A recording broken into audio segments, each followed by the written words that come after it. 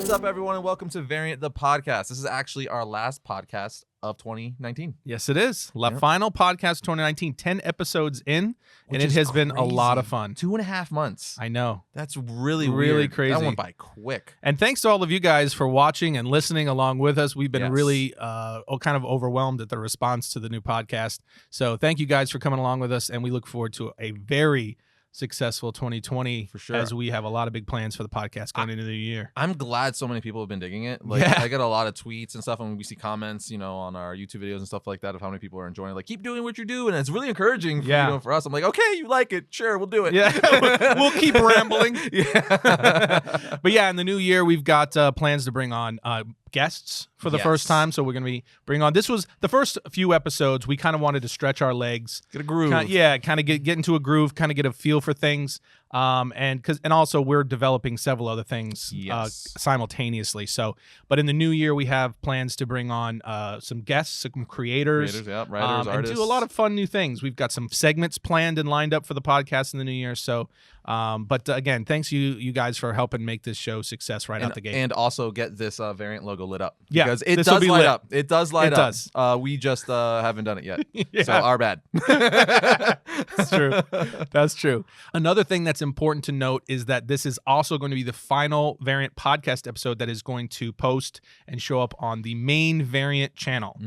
So after this episode in 2020, when we come back in 2020, which is while I'm mentioning it, it's going to be on January 10th. The next podcast, the first podcast of 2020, will be on January 10th. And when that comes back, that will be, of course, on all of the audio channels, iTunes, Spotify, Stitcher, etc.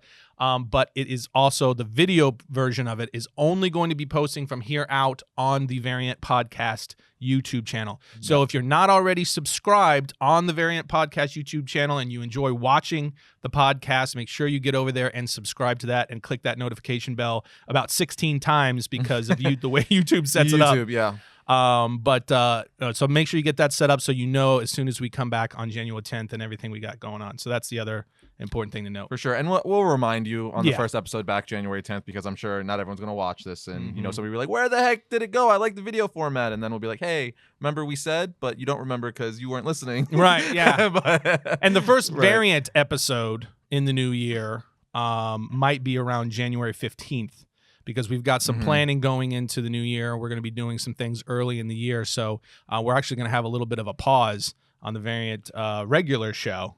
We may have like one video go up here and there depending. Possibly. Yeah, we might be throwing some possibly. stuff up. We're trying to see where we're going to land.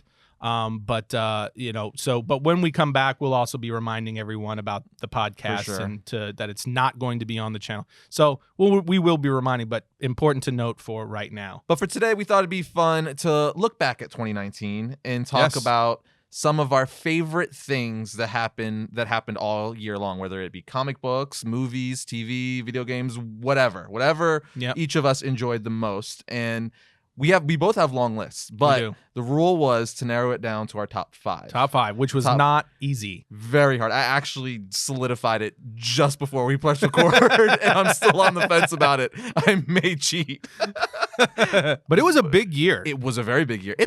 I feel like we say that every year. You're like, this year was so awesome. And it's just because you're just so in it all the time, especially for what we do. We're always posting content, and we love what we do, obviously, but sometimes I feel like the one downside, and I'm not complaining at all, but the one downside is, since you're always covering it and talking about it, you kind of get lost in the shuffle. Yes. And you don't really get to sit back and just kind of, soak it all in sometimes. Yeah. So when we do stuff like this, it's like, oh, that was great. Oh, I did really enjoy that and stuff, because it's like, we'll review this and then it's on to the next movie, or it's on to the next TV show. So this was really fun. It took me a while. It took me like a few hours. I was kind of going through like all the comics I read. I'm like, what movies did come out 2019? What shows did come out? So, but I think I've got mine. What about your you? list? Yeah. I think, I've got my list for sure. It wasn't that hard for me to narrow down my top 5. It was just, there was a lot of things that really wanted to work its way into that top 5. No, yeah, that's for sure. So I think each of us have some honorable mentions. I have a lot of honorable mentions. Yeah. I read a lot, especially comics. I read a lot of comics, obviously. So that one was the hardest one, I think, for me, because, you got hundreds, if not thousands of titles every week, every month. Where shows and movies, there's a lot, but not nearly as much as books. So that was a hard one for me. Yeah, because there's so much content. There's so much content, and it's like what we've been talking about recently. Like every year, seemingly, there's just more. It's just more and more and more. And in some ways, some of it is also getting refined and is getting better. It's getting bigger. We're constantly talking about the golden age, the new golden age of nerddom that we're in. Sure, yeah. And there's just more and more things to look at and say, this was awesome, but oh my God, this was awesome. And oh, this was awesome. Do you think we'll look, how like now we have the golden age of comics where it's like gold, silver, bronze, modern, right? We have those genres. Do you think like 60 years from now, it'll be like we just said, or you just said, the golden age of like nerddom, then we go into the silver age, then we go into the bronze age. Like it actually goes into ages. I think that honestly, history is going to look back at this in terms of like geekdom. Right. I think this is going to be considered the nerd renaissance. I'm coining that right now. If no one else has used that, I'm coining it right now. We are in the nerd renaissance. I'm into it. Where just geek things across the board are really finding their groove. They're expanding. They're exploring new territories. Yep. We're innovating. We're using technologies to mix with all of these, the sci-fi and all these things that, geeks have been and we've been into and have been exploring in stories for so long. Well, now we're merging with all these new technology and all these story formats. Because the tech is there now. Yeah. How comics has become basically the modern version of mythology. Stan Lee even said a long time ago, one of the main reasons it took so long for a live-action Spider-Man movie to get made was because the technology wasn't there yet. Right. So, now that we could pretty much do whatever we want as far as, putting superheroes on the big screen and making, all these things exist that don't really exist with green screen and all that stuff, sky's the limit, and we're definitely using it. We're taking advantage of it, and I love it. And the other big thing too is that the money's there now. Yeah. Right? So now we're seeing these things now are transitioning from the fantasy of the page or a video game or what have you, and they're transitioning into the real world with theme parks taking a hold of these things and creating them in real life. So like Star Wars Galaxy's Edge, which we just came from, what Universal has done with the Wizarding World of Harry Potter, what Disney's doing now with Marvel and all of these things. We're seeing it become real. So all across the board, there's so many different facets of it, and that's why I say I think this is we will look back and people will say that was the Renaissance period for geekdom. And whether we execute it into like expert level and maybe Varian will be mentioned in the history books. God, wouldn't that be nice? We'll see. But let's get into it. Let's dive in. You go first. So what we'll do is we'll go back and forth. Okay. No particular order. These are each of our top favorite geek things from geekdom in 2019. All right, so I'm gonna lead off with one of my favorite comic book titles because Variant, the heart and soul of it will always be comic books. Variant. Yes. So The Flash by Josh Williamson. I love this title so much. It was one of my favorite titles in 2018 as well. He's been on the book for so long, since Rebirth kicked off. Yeah. And he's doing such a good job. This year we got Flash Year 1, which basically gave us, like a little bit of an origin, it's not like a full-blown origin story for Barry, but it kind of brought us back a little bit. We met like an alternate version, Barry Allen, and, kind of gave us little bits and pieces of his roots again, and just culminating in this really good story with Turtle. And I'm just really digging it. He's doing stuff with like Godspeed again, which is one of the coolest characters to be invented in comics, especially villains within the last several years. So much so that he's appeared several times on The Flash and CW. And he's just doing a really good job. He's been on the title for almost 100 issues now. That tells you a lot. It's crazy. That tells you a lot, because DC or Marvel, any of the big publishers, will not keep you on a book unless the sales are up. Right. So for him to still be on this book for almost 100 issues in and no real sign of like ending before 100, that tells you that right there. I'm not the only one enjoying this book. Oh yeah, there's no doubt. That's definitely one of my favorite titles of 2019. Also the fact that DC moved him over to Superman Batman. Yes, which has also been fantastic. It's another one of my favorite titles. It didn't make the list here because it's only 4 issues in, but I do really enjoy that title. That's a solid ad, and we've talked about it many times on the show, but I also want to say how happy we are for Josh Williamson. We have actually known Josh since long before he got called up to DC. He was writing his own books with Image with Birthright. And we kind of knew him, and so we were just thrilled to see him move into DC and take over the Flash book.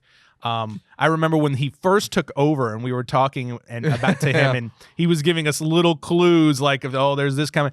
And he had just put out and introduced Godspeed. Mm-hmm. And he was just like, yeah, man. And then right after that, Godspeed ended up in the series, the TV series. Dude. And he was like on cloud 9. It was so crazy. I remember we interviewed him at San Diego Comic-Con, and I think 2016, and at the DC booth, it was 2 floors that year, and in the middle of the show floor, a big Godspeed banner right over the DC booth. And I asked him, I was like, dude, how surreal is that you're seeing that? He's like, it's pretty freaking crazy, but you want to know what's even crazier than that? That people have already made Legos of Godspeed. Yes. He's like, he goes, for me, if your character gets a Lego, you've made it. It's like a Funko Pop or like a Lego. You've made it. And also seeing people cosplay your character. Yes, he did mention that as well. Yeah, right? Yeah. So just super thrilled to see his success. And I hope that only continues because he's not only a great writer, but he's a good dude. Yeah, and he's been doing. You could really tell he loves the Flash too, because even before 2019, within just over the course of his Flash run, he's been getting into like he addressed who the fastest Flash is. Saying that Wally definitively is the fastest Flash, and even so much to breaking down the top fastest characters in the DC universe. He's just adding a lot more depth and rich history to Flash in the DC universe, and I'm digging it. Yeah, there's no doubt about it. That's a solid ad. So with that, you're up. You're okay, next. So the first thing I'm gonna roll out is Avengers Endgame. But of course, you went comics, I'm going movies. I'm gonna mix it up. So I'm gonna say Avengers Endgame and the conclusion of the Infinity Saga in the MCU. That was the culmination of 10 years of storytelling. Mm-hmm. It's never been done. It was an unparalleled feat in terms of storytelling in cinema. And they were able to wrap it up in such a strong way.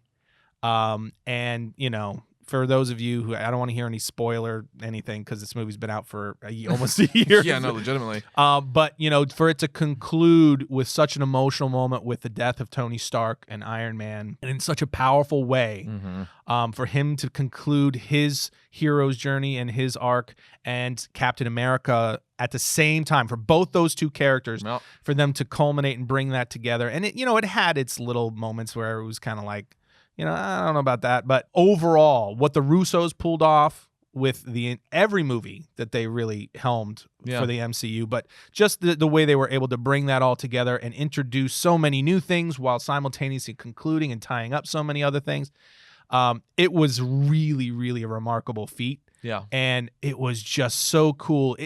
Growing up, just loving movies, it's always been one of my favorite things to go see a film that the audience is really hyped up for, and to go there on opening weekend when people are at their like peak excitement. For sure. Because you get in that theater and it's just this community experience where everybody is playing off each other's energy, and when the movie is good and it lands on top of that energy, it's just so freaking fun. When Cap got Mjolnir, at the end, dude, the whole the place theater was erupts. Like, yeah, man. And I was there with him. So it was so fun, and I wanted to just send a thank you card to the Russos and to Kevin Feige, because it was just it wasn't just well done, but it just gave fans just such a fun moment and a fun memory in I guess you could say in geekdom.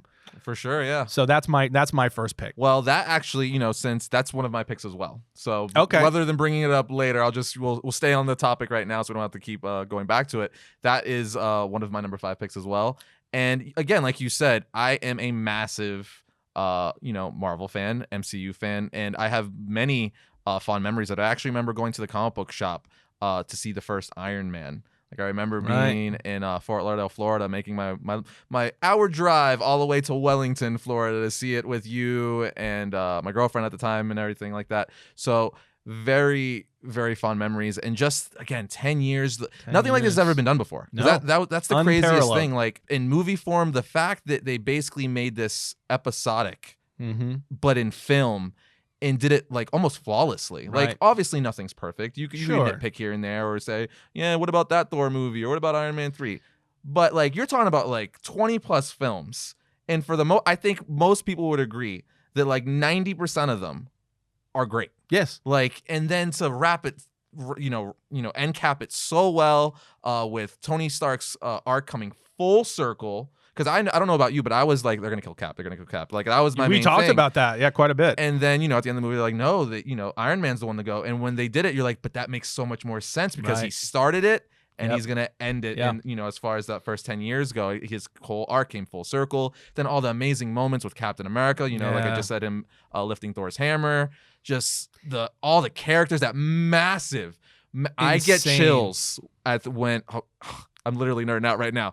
When you see all those Doctor Strange and all the Avengers and Wakanda and everyone coming through. On your left. You see them all lining up and Captain America is just standing there.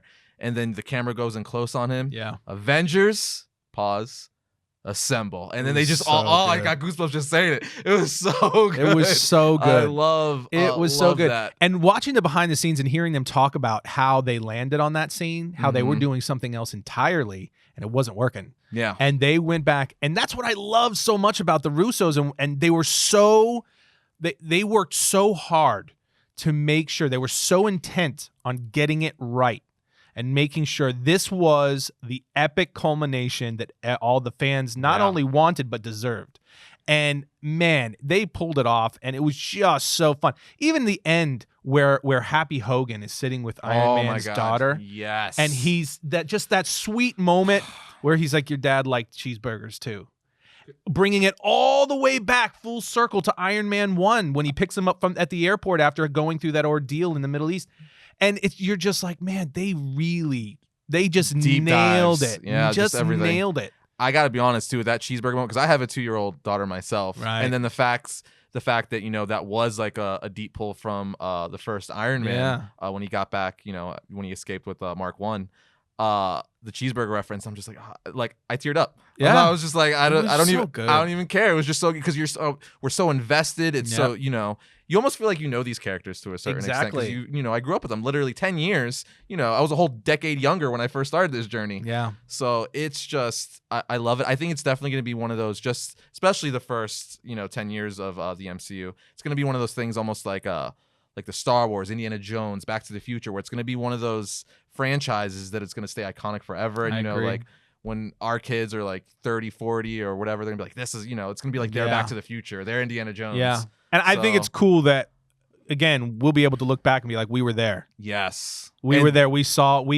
every one of these in theater. We got to experience this with and then the culmination of it, again with that big battle scene with Cap saying Avengers Assemble and the whole audience simultaneously being like, yeah, man. It's so good. See, like if you're as nerdy about this stuff as we are, you definitely have to see, especially movies that bookend stuff like that, right. like you have to see them in theaters and opening weekend too, because that's when all the diehards go. It's so much fun. It's an experience. So fun.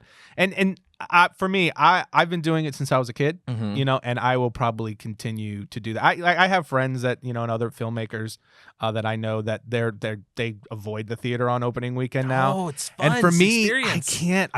It's part of the whole experience, and it's just, I love that community. And so for for the fans, for nerddom, it was just such a fun thing. And I don't know, we, of course, you hope, but we don't know that we're ever going to get something like that replicated. No, that 10-year run. That is a high bar. Yeah, that's a really, really heady thing to go into. I don't even know if the MCU itself is going to be able to continue that level. Right. That's crazy. And again, you hope so, and I know they certainly hope so. Mm-hmm. But for us to have gotten it once, I think we should all be really thankful that we got it, and it was just as good and as fun and as well cast as it was. And then the fact, I've been reading these characters since I basically could read, right. since I was really, I was in elementary school. So I've been reading them for, like my whole life, been watching them in their animated series.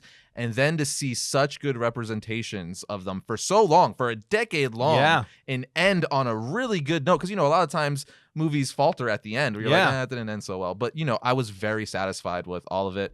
And we could rant about this all day. Yeah. But I would go even further. More often than not, the ending of these type of epic, shows or stories, they fall short of expectations. And I think Endgame came as close to nailing it as you can come without being perfect. I loved it. I loved it. And it's gonna, like you said, I feel like we're repeating ourselves, but it's going to be something that we talk about for the rest of our lives. Yeah, I agree. But we agree on that one. So should I go on a new one? Well, now you're 2 down, so I got to okay, add you one gotta here. go. Okay, So that all right. otherwise we're going to give you lopsided. So I'm going to add a comic. Okay. Okay. Well, it's actually 2 comics. All right. And it's Jonathan Hickman's return or coming on to X-Men with House of X and Powers of X. So if it's 2 comics, are you getting rid of 2 picks in one? No, it's 1 because I count it as 1. You're combining. I'm gonna count it as 1. So you're cheating. I'm cheating. Okay. So Jonathan Hickman taking over the X-Men and doing House of X and Powers of X, or Ho-X and Po-X as it's being called. Ho-X and Po-X. Yeah. But him coming on and just revamping, and it's not even a revamp. I view it as like a revitalization of the X-Men franchise in comics, and just tying together years and years and years of reboots and redos and shakeups and all this kind of thing. And taking all of that and bringing it together, tying it together in this borderline Herculean way that I don't think anyone anticipated that they would be able to pull off. And then setting the franchise on this brand new course that arguably is going to go down, could go down. I'll say could, because we're still early. Yeah. Could go down as one of the best eras for X-Men ever. Yeah. So he's just done such an incredible job. House of X and Powers of X, both. And it's really one story. Yes. Which is why I count them together. It's one story. But it was so well written. I'm not going to get into detail because anything we mention, we do want you guys to read. We want you to see. So we're not going to get spoilery.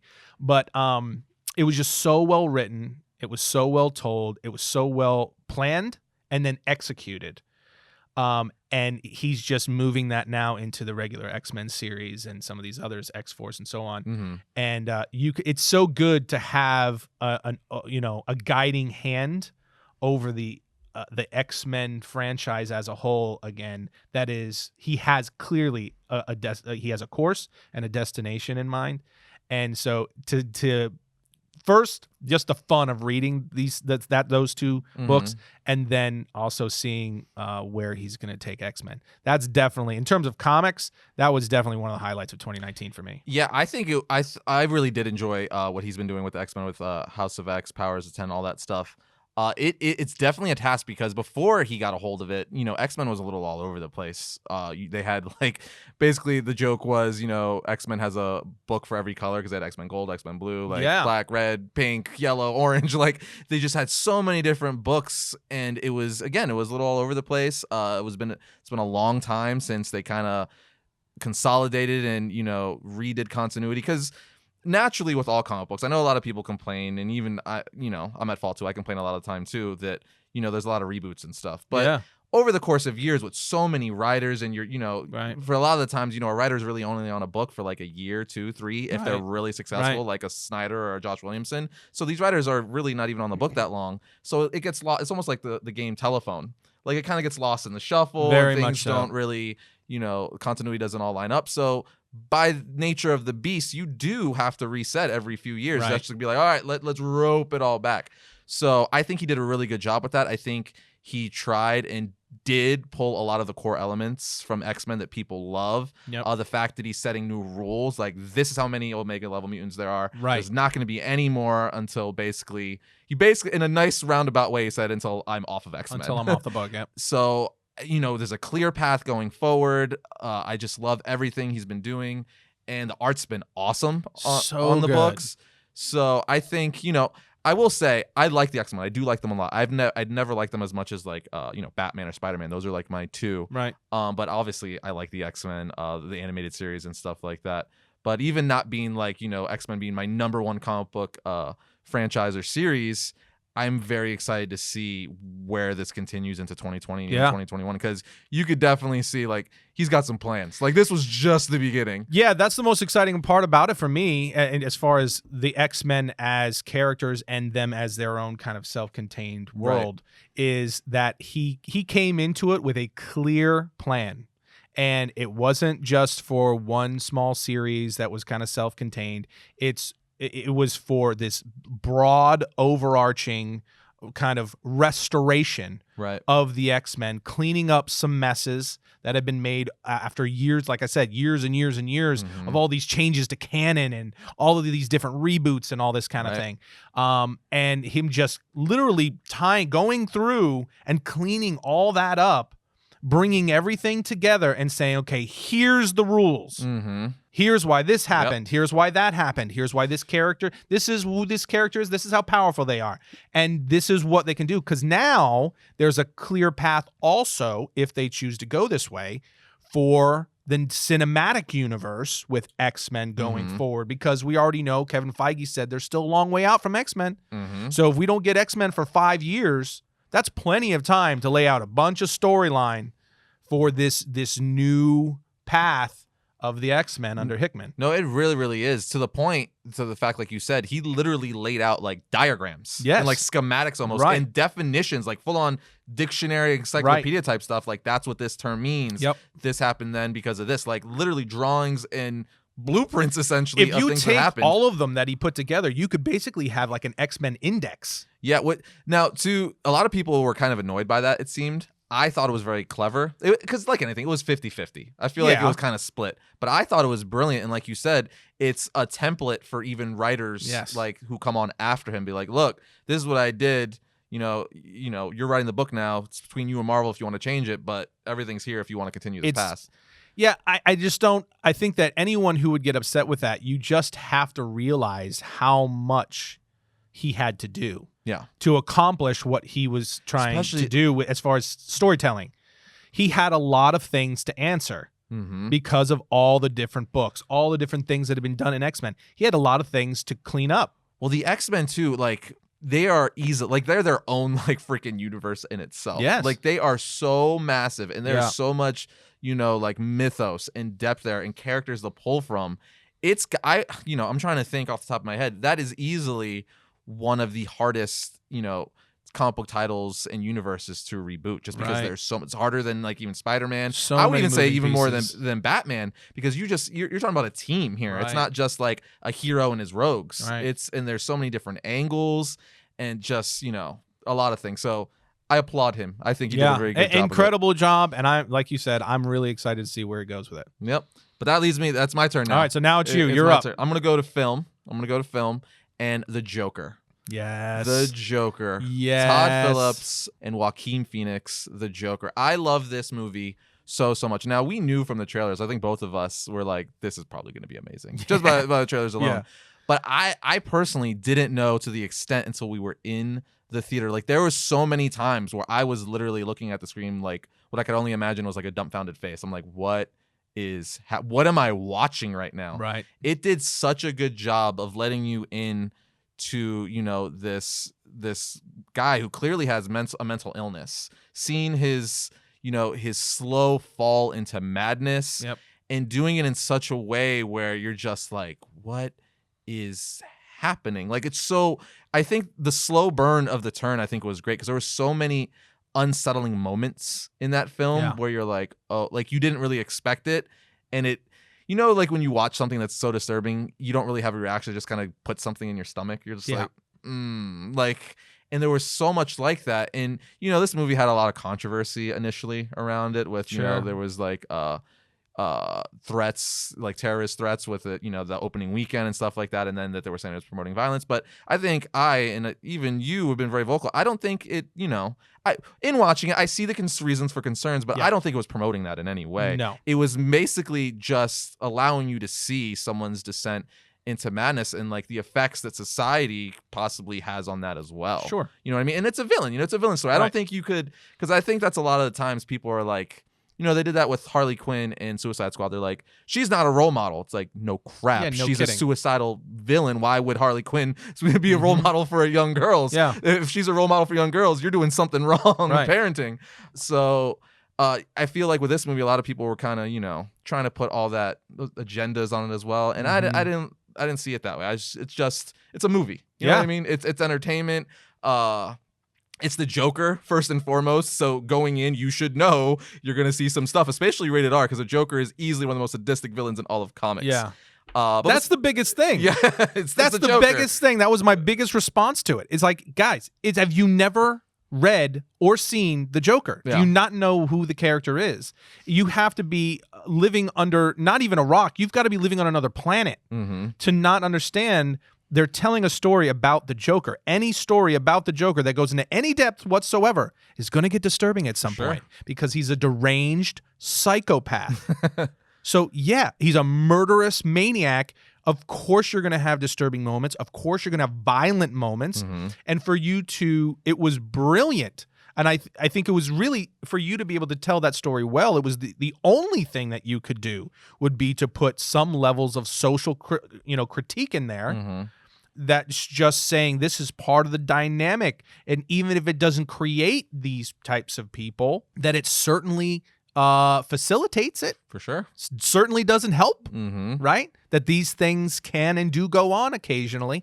But most importantly, it's just storytelling. Yes to all your points, but I would even, for me personally, I took away like almost a positive message for it. Again, I can't talk for anyone else. For me, though, like you see that like how much of society had an impact on him, turning bad essentially. All the lady on the bus that was mean to him, he was just trying to be nice to that kid. She's like, don't play with my kid, when he wasn't doing anything. Or the people on the train that thought he was laughing at them, where he's like, no, look, I have a card, I have a mental illness, I can't control my laughter. There were so many beats like that where it's like, just be nice to one another, and you literally could save lives. You don't even know, like, because like to the whole Jokers, they say it in the movie, they say it in The Killing Joke, it just takes one bad day to make someone go AWOL essentially. So you don't know if that guy walking out of Walmart, you're saying, good morning, sir, and that brightens them up or something like that. So I took it in a positive way, actually. I don't, that's just me, but I'm like, it made me want to be nicer to people instead of just being caught up in my own personal life every day. It just takes a handshake, a nice gesture, a smile, something. You don't know. So I totally agree with you. I think it was a twofold message.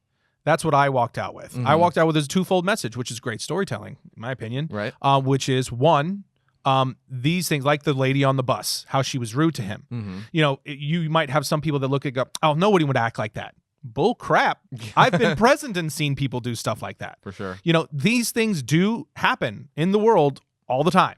People behave like that. They behave rudely and unkindly and even cruelly for no reason at all sometimes. Well, we live in a world where the reality is that has, over time, that level of indifference and just us treating other human beings as if, you're of less importance to me and what I want or what I'm doing right now. This narcissistic behavior and treatment and the subsequent treatment of each other that's rooted in that, it has an effect. There are consequences to these things, and we are seeing some of the consequences in reality, in the real world we live in. That's just true. And it doesn't mean that there's a bunch of people running around going on murderous rampages because of it, but it does have manifestations. And so that is something, it's an extreme take on that concept that they were obviously addressing in the film. So that's where I think both of us would say that's where we kind of understand why some people might have some reservations. But, how else are you supposed to address it? Right? Like if you're going to address it, you got to just address it. It's just that's what film is for. That and like, we brought up earlier, it's the Joker. Yeah, it's the Joker. And you're doing it through a character that already that's what he is. But the other side of it is the lesson to take away from that. It's like, okay, well, if I can't look at that and say, okay, well, these things do go on and they're not good, then I'm not going to then get the lesson from it, which is that, well, maybe we should stop doing that. Maybe we should behave differently. Maybe we should start being more thoughtful about how we treat each other and, whether or not we're... Wouldn't that be something, what a novel idea. Just being more considerate towards each other and just thoughtful about, the human being in front of you, that they're a human being who has, struggles and has their own things just like you do. And that's equally as important to your own. And so finding the willingness to say, okay, hey, let's just do better, just as a collective. Let's just do better as a people. All of that, the criticism, stuff like that. I think some of it was projecting, in my opinion, and some of it's just pure politics. And so I kind of shrugged it off pretty quickly. But I think one thing everyone can agree on, and one of the main reasons, it also made one of my top 5 for 2019, Joaquin Phoenix's performance was insane. Absolutely brilliant. Incredible. It is one of the best performances I've ever seen in film, period. Easily. Like, again, I know everyone's saying it. I'm also going to say it. If he doesn't win Best Actor next year, robbed all day. What other performance would be able to rival that this past year? I can't even think of one that would stand next to that. Like, it was so... Because you have good performances, right? But then you have the performances where you're like, oh no, you're just that person. Like we were joking on a previous episode. It's like, oh no, he literally, it's like something has to be like not all there in real life probably, because you can't act that good. No one can act that good. That is too real. If you didn't walk away from that slightly concerned for Joaquin Phoenix, I'm not sure you were watching the same movie. So good, and the writing is, I could go on and on. Enough good things. It's Batman, it's the Joker. I just, so I love Joker's my favorite villain. Joaquin Phoenix did a brilliant job. Todd Phillips directed the hell out of it, wrote the hell out of it. All the way around. Easy, no-brainer, top 5 for me.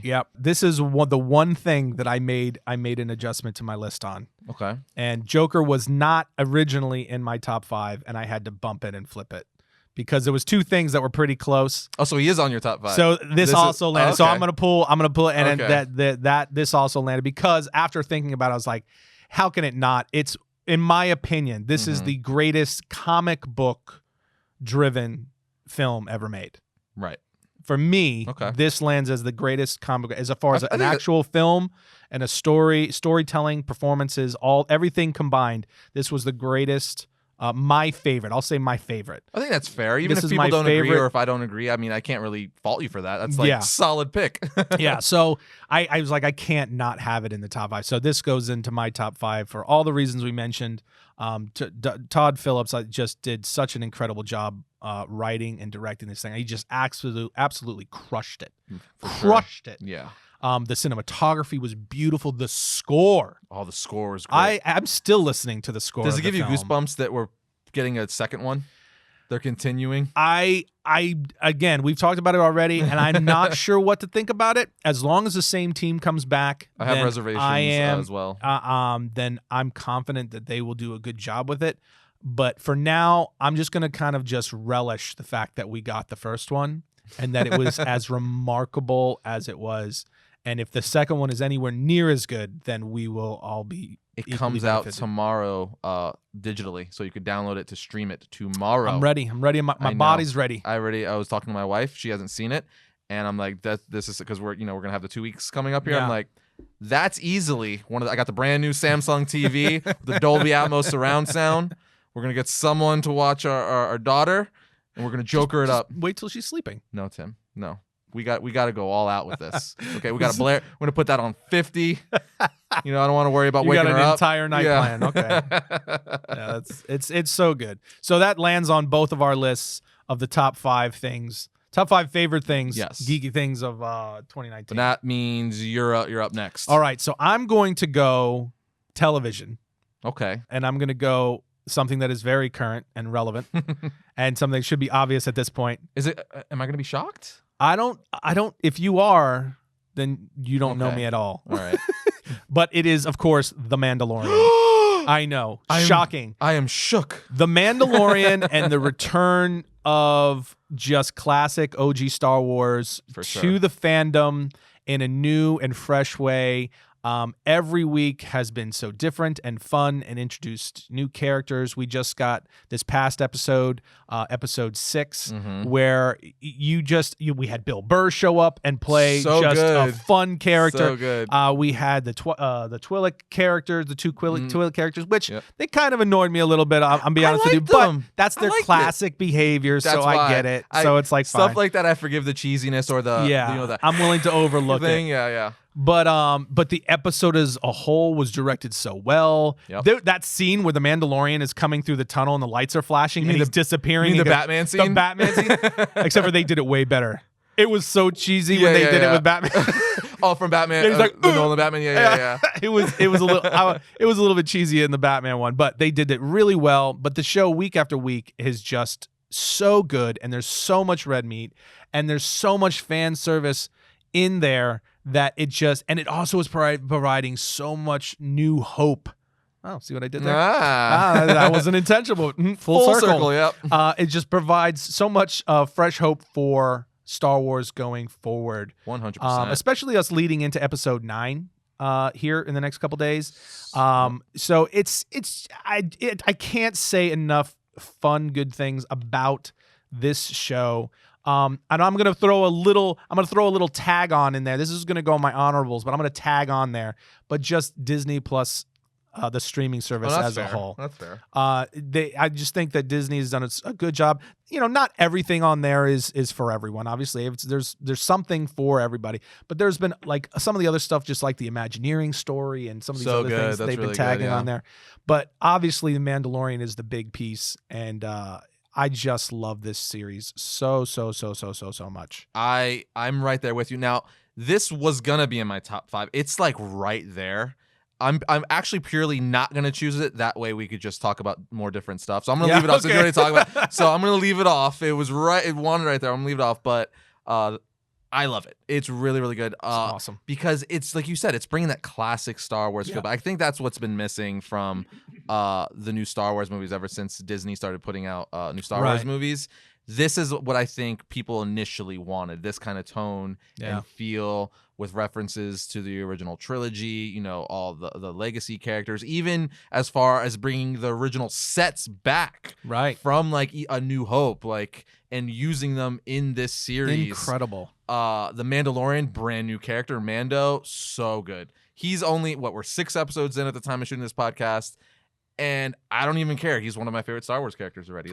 He's only been in 6. It's understandable.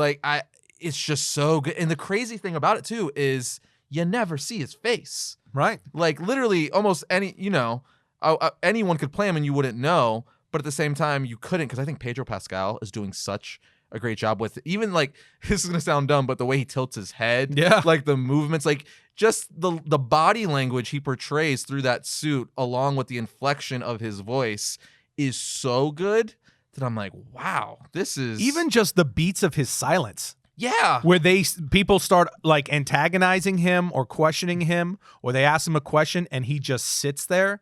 Just the beats they use are just so well done, so that you know when he's angry, when he's about to assault someone, which says a lot about the editing of the show and the pacing as well. Just everything about it is so really well good. Favreau, you could tell he's a big time Star Wars fan. He voiced the character in Solo. Now he's showrunner for this series, tag teaming it with Dave Filoni, who, as any Star Wars fans know, he is the freaking god of Star Wars right now. He basically is I got this, Lucas. I got this. And I would even say is doing a better job.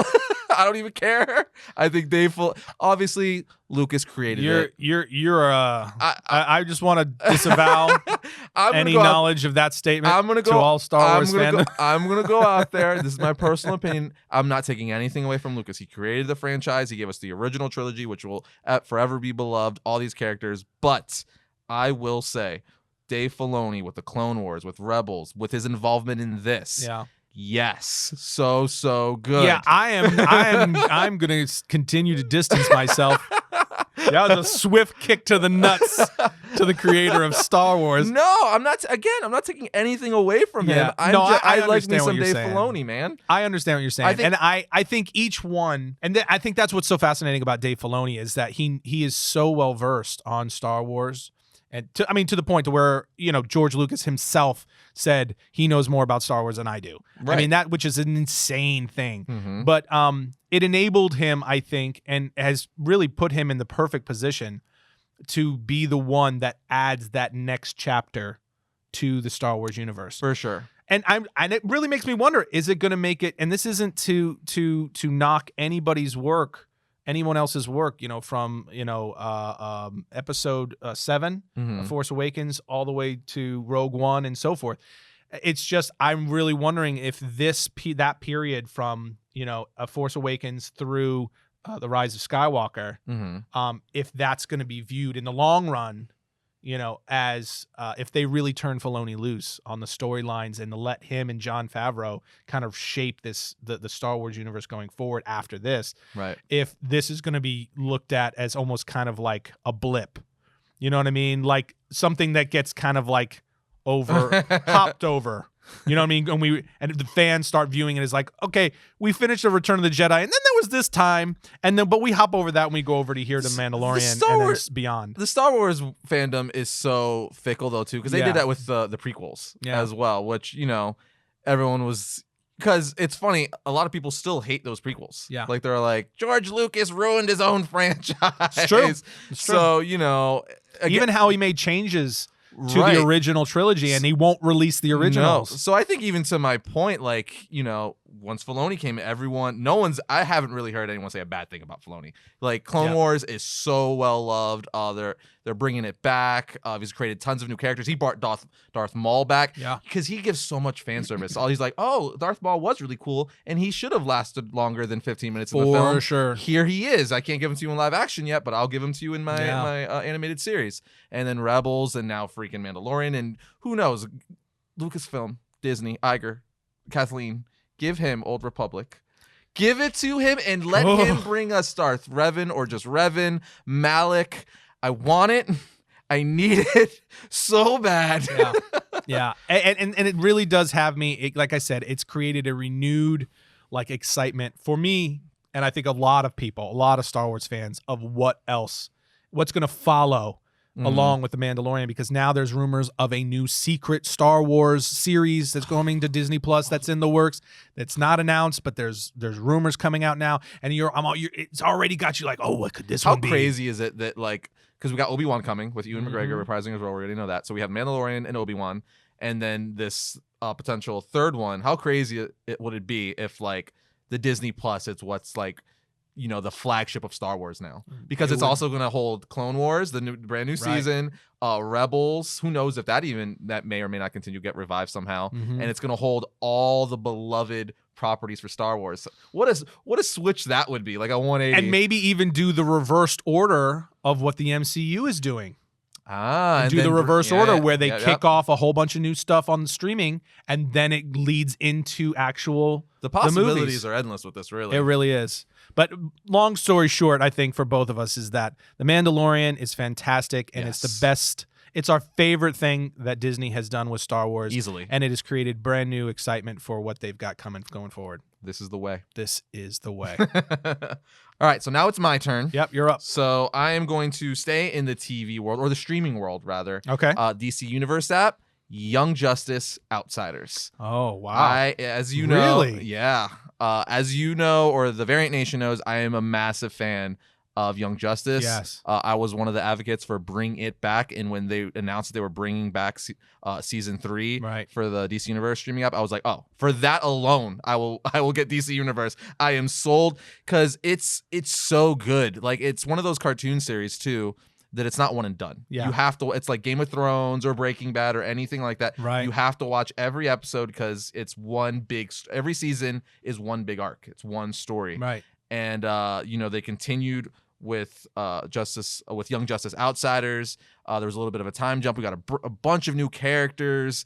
There was a lot of plot twists in this season. We got a new team, the Outsiders. There was some stuff. I don't want to give spoilers, but there was some cool stuff going on with Batman, Black Lightning, lots of things that get revealed at the end of the season. Some Dark Side, just all the way around. Really, really fun series. One of, for me, obviously, Batman the Animated Series is the bar. Right, sure. For animation, for pretty much everything. That's my end-all be-all. It's what got me into comic books. So that and the Bruce Timm DCAU, the animated universe, I love that stuff. This is right under that, if not right there with it. I think it's that good of storytelling. There's a reason why for years all of us fans were like, continue. They left us on this freaking cliffhanger. Continue.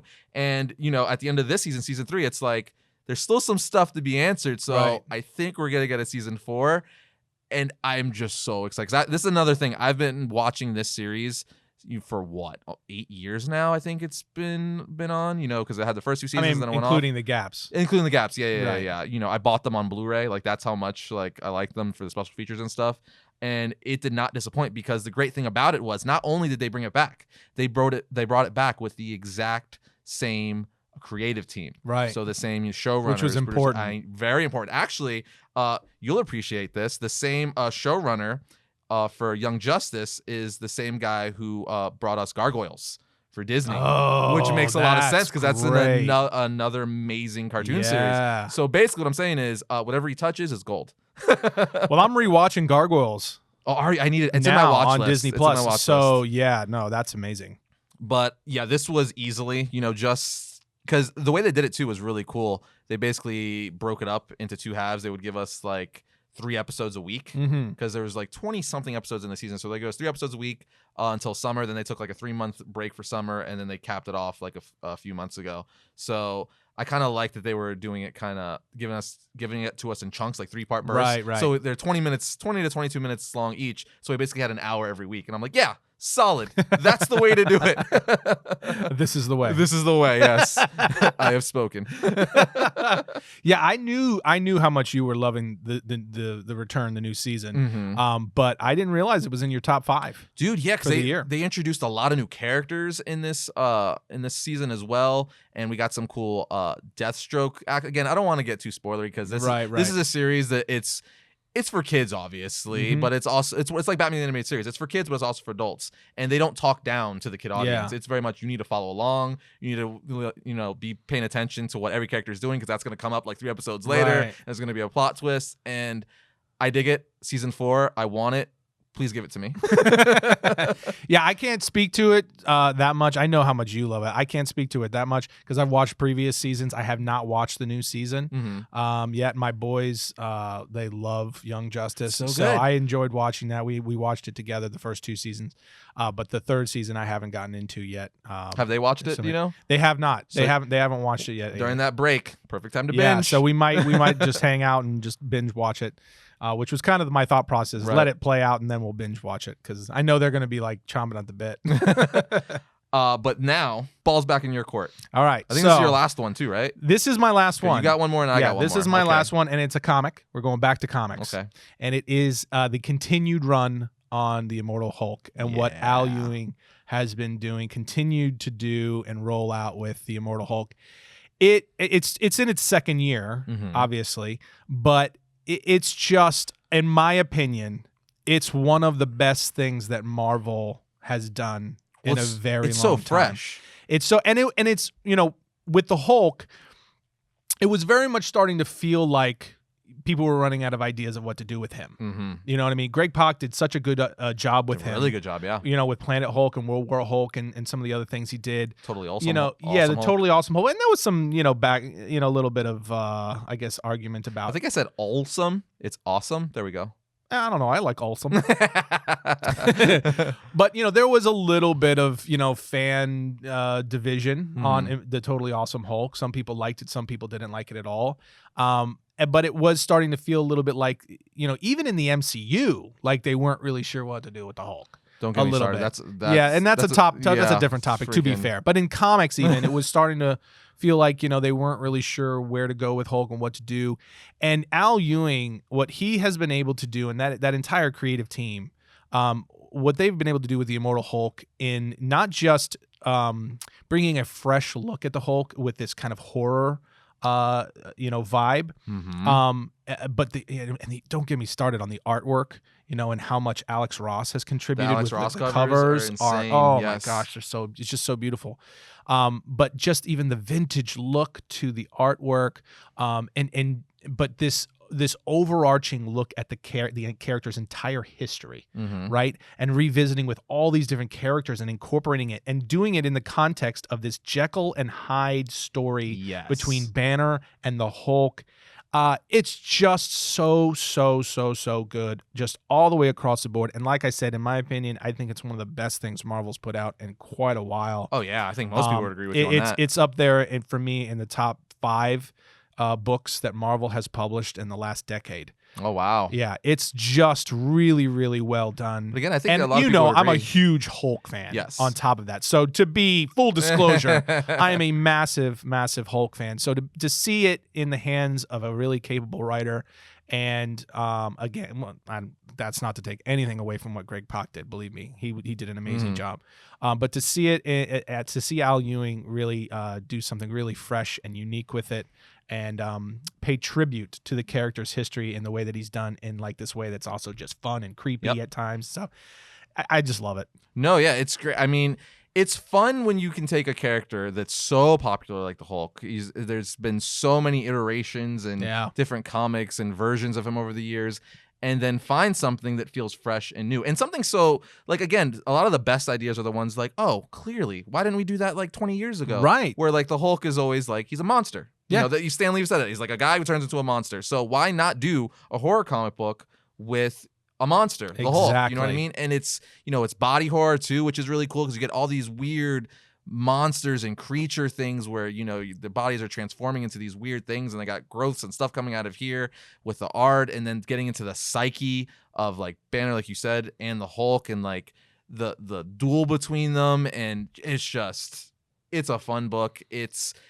one of the best Hulk books to come out, period. I think it's going to be one of those books that's going to stand when you're doing a top 10 Hulk stories. Right. This is probably going to be in there. I agree 100%. I like I said, I think it could rank pretty high. Mm-hmm. It's when it's all said and done. Yes. It's just being, and we'll see how it culminates and comes together in the end, but it's just been so good and so well done and such a fun, fresh take on the character. We're not the only ones to think that. I mean, fans have literally been eating. This has been one of Marvel's flagship books this year. Yeah, like, I know I'm not alone. Yeah, no, so I'm very comfortable in saying it. This and I guess my last pick, will be right up there as far as Marvel's flash picks. My last pick is a comic book as well. Okay. And it's Donny Cates' Absolute Carnage. Yes. Which he's been doing some awesome stuff. He's been doing Venom, Guardians. He's going to be doing Cosmic Ghost Rider, Thor in the new year. But he had the Absolute Carnage event this year. We've talked about it on the show. Mm-hmm. We covered the entire story on the main variant episodes.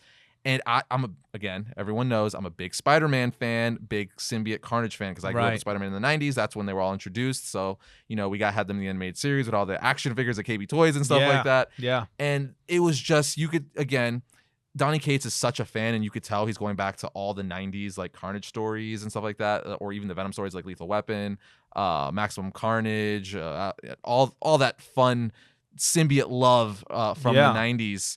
And it's like a love letter to that. And just, you know, bringing back Cletus Cassidy. Cletus has been dead for a while. He brought him back, and now he's basically like the symbiote god trying to bring back Null because he's just all about blood and death and gore. He's like, I just want to bring him back to kill everyone because I'm a crazy psychopath serial killer. The fight between the two of them, how it end, all like the question marks now. Eddie Brock has a son. He apparently has these crazy symbiote powers. We don't know to what extent, but like it even seems like they're psychic symbiote powers because he just, you know, he basically uses the Force. He raises his hand like Baby Yoda and poof, like things explode. Just so good. Even Spider-Man in the book was really good. It's some of the best Eddie Brock writing I've seen in a while. Definitely some of the best Carnage writing across the board. Basically, anything Donny Cates does, especially as of the last several years, has been great. This has just been my personal favorite because I am a really big Spider-Man fan, and I love the symbiotes. And the symbiotes tend to be one of those things where it's like they just use them because they know it'll sell.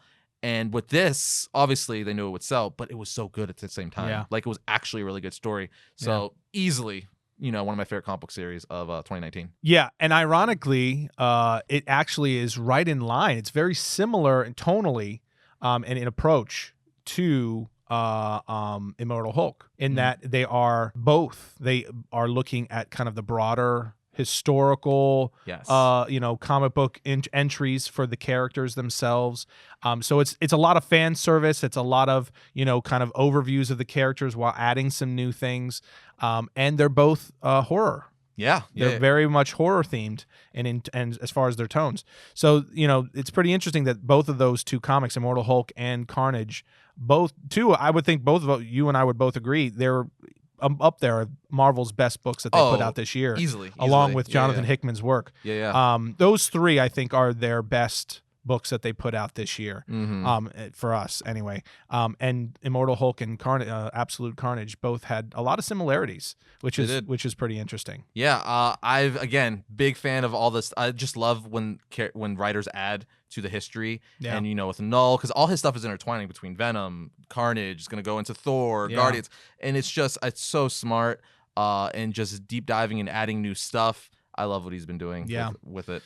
It's really awesome stuff. And I think over this past year, we've both been kind of looking for like comics that are changing things, Mm-hmm. that are doing something that's fresh and new. And I'm comic fans were always doing that. But this year, there's been we kind of had a little bit of a time period where it was like you were wanting to see some things get cleaned up in comics. Mm-hmm. Marvel went through a downturn. DC kind of similarly before that.